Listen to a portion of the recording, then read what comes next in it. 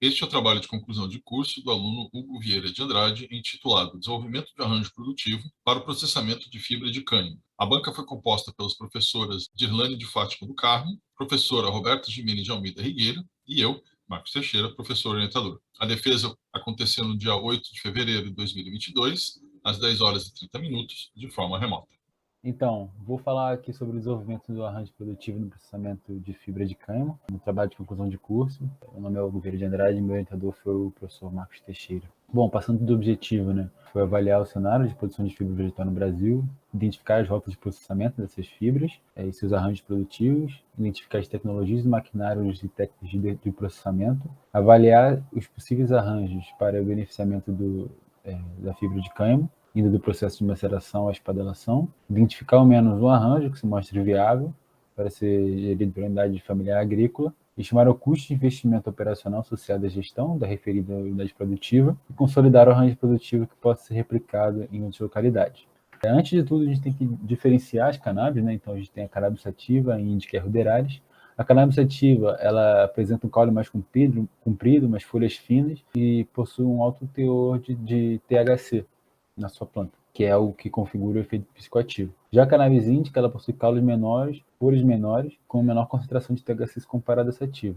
A ruderalis, ela não apresenta poder psicoativo, tem a capacidade de autofloração e tem predominância apical, tendo poucas ramificações. A partir de agora, a gente vai tratar apenas da cannabis ruderalis e chamando ela de cânhamo. Falando um pouco da característica fisiológica, aqui a gente tem um corte transversal do caule. As fibras longas, que são nosso objetivo do estudo, né? Elas ficam no floema e na medula é onde ficam as fibras curtas, que são chamadas de hurds. O cambo é a camada que separa, né, elas, produz hurds na parte interna e fibras longas na parte externa. É interessante falar que o cânhamo ele pode ser cultivado para semente, para fibra, para os dois propósitos, que os hurds eles são considerados subprodutos, mas também tem bastante aplicação industrial. Aí aqui, como a gente pode observar, né, os hurds, que é a parte interna do caule, e a fibra está em volta dos hurds. Falando agora das aplicações industriais, eu não vou me estender muito, mas são mais de 25 mil produtos que podem ser feitos através do cânhamo, divididos em 9 categorias, aí são então agricultura, materiais de construção, cuidados corporais, papelaria, alimentos e bebidas e têxteis. Falando agora sobre cânhamo e sustentabilidade, o cânhamo versus algodão, principalmente, o cânhamo consome 3 vezes menos água do que o algodão, consome menos energia, utiliza menos ou nenhum agrotóxico, e sua produção por tonelada por hectare custa 1,12 avos em relação ao algodão. Além disso, o cânhamo também tem diversos benefícios ecológicos. Ele é uma planta muito boa para recuperação de áreas, também é uma planta excelente para fitorremediação, consegue capturar bastante, tem alta resistência a metais pesados, foi inclusive usado em Chernobyl para fazer a remediação da área, e também é um excelente sequestrador de CO2 da atmosfera, chega a valores aí de 22 mil toneladas de CO2 por hectare, é maior que qualquer outra cultura ou floresta. Falando agora do mercado mundial e do potencial brasileiro, Estados Unidos, a China, a União Europeia, Israel e o Canadá já consideram a cannabis aí como uma nova commodity agrícola, e a China é o maior produtor mundial. O Brasil ele possui uma enorme aí aptidão agrícola, a gente consegue observar aí no gráfico, para a produção de fibra de 80% a 90% do território brasileiro está apto, e para a produção de semente aí de 69% a 71% do território brasileiro. Segundo uma empresa do ramo, a Kayamind, após o quarto ano de legalização, o mercado de cannabis vai gerar 26 bilhões de reais no Brasil e conferindo aí aos cofres públicos um valor de 8 bilhões de impostos. A gente já tem uma PL aí para ser aprovada, para ser votada na Câmara, já foi aprovado para a Câmara Especial de Deputados, está para ser votada pela Câmara de Deputados para legalização do cultivo de cânhamo. Falando agora do processamento, a gente tem a maceração.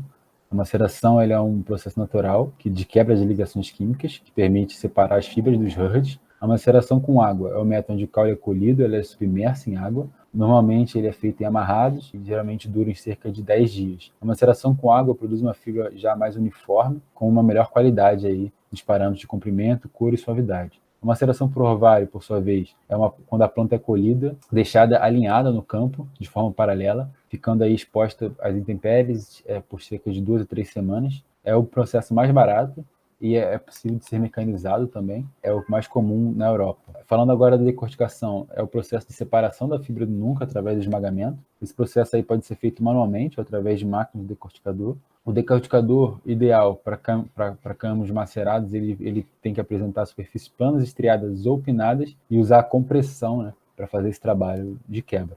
A espadelagem tem por objetivo aí retirar os HUDs remanescentes da fibra já decorticada. O ato de espadelar consiste em segurar a parte da fibra apoiada numa superfície quando outra parte fica pendurada. Aí, enquanto isso, a pessoa golpeia a fibra pendurada para, sim, retirar esses HUDs, como a gente pode observar na primeira foto. Se é até bem desgastante, então pode ser feita aí por maquinários especializados. A acedagem é a parte de purificação das fibras. O trabalho consiste em passar as fibras pelo rastelo, que é basicamente uma cama de pregos aqui, como a gente pode observar. E aí no rastelo ficam presas fibras curtas e desorientadas, restando assim apenas as fibras longas orientadas que já são aptas a serem enfiadas. O processo aí pode ser feito também por um maquinário especializado. Falando um pouco agora das fibras vegetais do Brasil, a gente tem o sisal, que é originário do México, uma cultura que se adaptou bem à região ali do semiárido brasileiro e tem uma região bem demarcada, que a gente conhece ali como a região cisalheira, que fica dentro da Bahia. O Brasil, ele atualmente é o maior produtor de sisal do mundo e o sisal tem uma importância muito grande por fixar a população rural campo, né?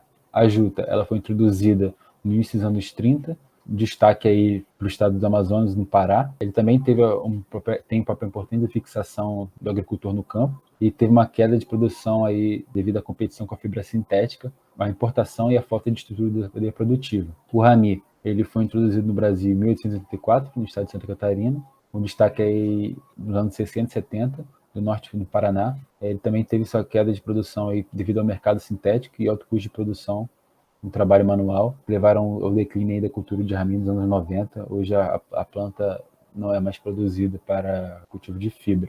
O linho, ele possui preferência climas temperados, né, que levaram ele a ser, e sólidos úmidos, que levaram ele a ser plantado ali na região do Rio Grande do Sul, Santa Catarina, por imigrantes. Mas devido à concorrência com o algodão, principalmente com a fibra sintética, o cultivo de linho aí ele também foi praticamente extinto aí na década de 60.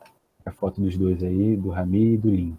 Falando agora do arranjo produtivo, o arranjo produtivo é uma aglomeração de empresas ou empreendimentos de mesmo território que produzem o mesmo produto e que possuem algum tipo de relação entre si, seja de governança, de cooperação, de aprendizagem entre si, né, como eu disse, e entre outros atores locais, que podem ser governos, associações empresariais, instituições de crédito, instituições de ensino e pesquisa. O queijo Minas artesanal é um grande exemplo de uma APL de sucesso, a gente vai chamar esse termo de APL a partir de agora. É um grande exemplo de uma APL de sucesso, através da organização dos produtores, com parcerias com instituições governamentais e científicas, eles conseguiram vários benefícios, como centro de qualidade, programas de melhoramento de qualidade também, conseguiram algumas portarias que favoreceram a sua produção. Um fator importante quando a gente estuda o arranjo produtivo é a diferenciação dos perfis produtivos que compõem esse arranjo. Então, um bom exemplo são os casos de farinha, que apesar de terem a mesma rota de processamento, a gente consegue perceber a diferença de tecnologia nessas duas fotos, né? E como disse, elas seguem a mesma rota de processamento, mas possuem aí diferentes capacidades de processamento e geram também diferentes retornos financeiros, mas que também demandam diferentes custos de investimento. Falando aí do material e método, a gente vai estudar como se compõem os arranjos produtivos na fibra vegetais do Brasil, sua cadeia produtiva e sua área de influência. A gente vai estudar também os maquinários, e se esses se adaptam ao processamento do cânhamo. Na caracterização dos perfis produtivos, a gente vai estudar 4 perfis, sendo o perfil 1, processamento somente utilizando ferramentas manuais, o perfil 2, processamento considerando o uso de maquinário em uma de suas etapas, o perfil 3, processamento considerando o uso de maquinário em 2 etapas, e o perfil 4, processamento totalmente mecanizado. Como a gente não consegue saber qual é a produtividade, né, cânhamo no solo brasileiro, a gente estabeleceu que um hectare produz 5.940 quilos, que gera aí 1.457 quilos de fibra. A área implantada ela será calculada aí em função do tempo de processamento, e porque como o cânhamo é uma cultura de ciclo curto, né, de 90 a 100 dias, o tempo de processamento total da área não pode ser maior que o seu ciclo. Bom, a gente também quer caracterizar o empreendimento como uma agricultura familiar, então para isso eles vão ter que cumprir alguns critérios, né? O primeiro é ter uma área menor ou igual a 4 módulos fiscais. O segundo é utilizar predominantemente mão de obra familiar. O terceiro é que tenha percentual mínimo de renda familiar originária da atividade, e a direção de estabelecimento tem que ser estritamente familiar. A gente vai estudar uma família de 6 integrantes aptos para o trabalho, e a parte de custos vai ser sobre custo de investimento para a implantação do perfil, também sobre o custo de operação. A análise de viabilidade vai ser feita aí em 4 ciclos da cultura, que corresponde aí 1 ano e 3 meses aproximadamente, e com o valor do dólar girando em torno de 5,88, o preço do quilograma da fibra custando $0,26 americanos. Sisal. O processamento do sisal, ele divide-se em duas fases, a rural e a urbana. Após colhida, a folha vai direto para o motor de sisal, onde é processada, depois seca. Na sequência, ela vai para as batedeiras, onde elas são alisadas e selecionadas para serem vendidos como matéria-prima. É bem importante ressaltar que o sisal, desde o princípio de sua implantação, ele teve um grande apoio e incentivo do Estado, com boa disponibilidade aí de terras e mão de obra, empresários capitalizados e também uma infraestrutura boa de exportação. As máquinas, aí a gente pode ver o ciclo do sisal, né? A cadeia produtiva. As máquinas desfibradoras mais utilizadas são a chamada paraibana. Ela exige um esforço bem grande assim, do operador e apresenta condições muito seguras, não sendo muito difícil encontrar pessoas que foram mutiladas por essa máquina. Outras máquinas já foram construídas para evitar essas mutilações, mas não tiveram aceitação pelos produtores. A gente consegue ver aqui o exemplo da Fausto 5, que é uma máquina construída, mas não teve grande aceitação pelos produtores. Falando agora um pouquinho da juta. A juta tem produção de assentados da mão de obra familiar, com participação de parentes e vizinhos de outras localidades. A cadeia produtiva, ela segue primeiro fornecedor de semente, depois a unidade de produção familiar, agentes de comercialização, cooperativas, empresas têxteis e consumidores de fibra. A juta ela é macerada e depois desfibrada manualmente. Essa atividade é uma atividade bem maçante e cansativa, onde os trabalhadores eles ficam expostos aí a risco de serem atacados por animais nocivos, como a gente pode ver aqui o cara colhendo.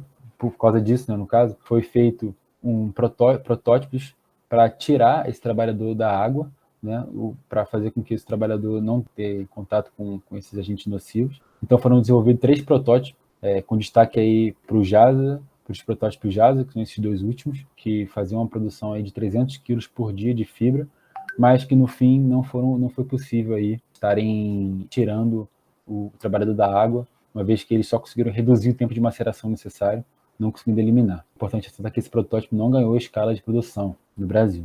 Falando do linho, toda fibra utilizada por linho hoje no Brasil ela é importada. A gente não produz mais fibra de linho no Brasil. E o processamento do linho, como posso destacar, é o que mais se assemelha ao processamento do cânhamo. Já o rami é uma fibra bem similar ao sisal.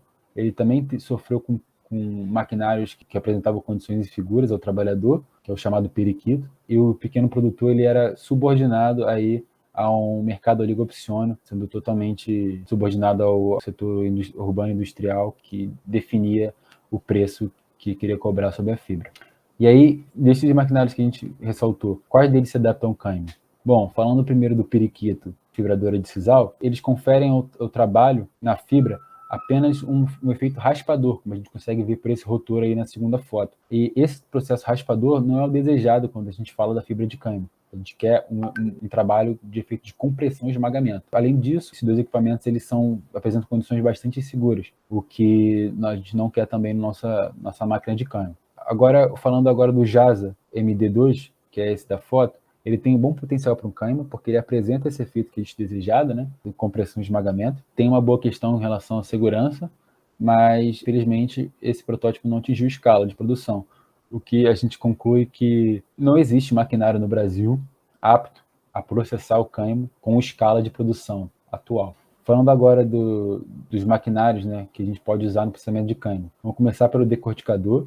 Tem o decorticador manual, que é basicamente a fibra ela é posta entre essas madeiras e é golpeada com a parte de cima. Também a gente pode encontrar decorticadores com facilidade em sites chineses, que seriam exportados para o Brasil, mas que precisariam aí de uma adaptação necessária para a questão de segurança. Falando das espadeladoras, a gente tem a espadela manual, que é bem simples de ser feita, é basicamente uma tábua, e a roda de espadelar, que é um maquinário aí de ação manual, mas que confere uma grande agilidade ao processo de espadelamento. Aí a gente tem também a acedagem, que a gente tem o rastelo, né? A acedagem manual, ela é feita através desse rastelo, como eu disse, que é constituído por pregos pontudos com diferente densidade, e aí fazendo que a fibra passe entre eles, né?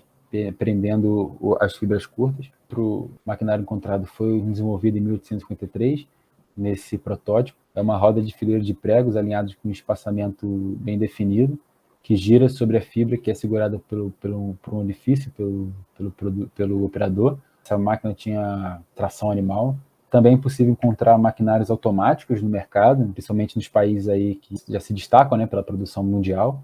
Então, esses 2 maquinários aí são canadenses, né? O primeiro é de uma escala reduzida, onde o fibra ela é presa no trilho e o fibra avança à medida que o processamento também avança. Segundo, aí, o último, para uma produção já em larga escala, onde o processamento da fibra ela é realizado com fardos. Falando aí primeiro do processamento manual, que é o perfil 1. Bom, o perfil 1 conta com 2 decorticadores manuais, 2 espadeladoras e 2 acidadores. A gente vai utilizar aí o menor valor encontrado pelo processamento manual, que é de 339 kg por dia em cada etapa. Então, como são 6 pessoas, a gente vai ter 678 kg por dia, levando aí um processamento de 1 hectare de fibra em 8,7 dias, configurando aí uma área aí de 11,5 hectares. O perfil 2 apresenta um decorticador mecânico, que é a etapa mais desgastante, né, do processamento. Ele tem capacidade de processamento de 1.250 kg por dia, 4 espadeladores e 4 acidadores. Seriam necessárias 9 pessoas para trabalhar, para produzir 1.250 quilos por dia. Como são 6 pessoas na família, será necessária a contratação de 3 funcionários, que conseguiriam aí processar 1 hectare de fibra em 4,7 dias, possibilitando aí uma área de 21,3 hectares. Perfil 3, que é a decorticação de espadelagem mecânica. Ele apresenta 2 decorticadores mecânicos, uma espadeladora mecânica, apresenta capacidade de processamento de 2.712 quilos por dia, e 8 acidadores. Seriam necessários 11 pessoas que processariam 2.500 quilos por dia de fibra. Como são 11 pessoas, seria necessária a contratação aí de 5 funcionários. Essas 11 pessoas processariam 1 hectare de fibra em 2,4 dias. Seria possível ter uma área de 41,7 hectares. O perfil 4 é o processamento totalmente mecanizado. Ele consegue processar aí 907,2 kg por hora, sendo possível processar 1 hectare de fibra em 6,5 horas, possibilitando uma área aí de 123 hectares. Falando da estimativa de custo, começando pelo perfil 1, né, o orçamento ele é bem baixo, né, para a implantação do perfil 1, menos de R$500. Falando da viabilidade através do fluxo de caixa, a gente vê aí que ao final do quarto ciclo, o perfil 1 ele apresenta mais de R$90 mil de retorno ao final dos 4 ciclos estudados. Perfil 2, também tratando da estimativa de custo e viabilidade, a gente tem o orçamento, aumenta, né, devido à confecção do decorticador mecânico.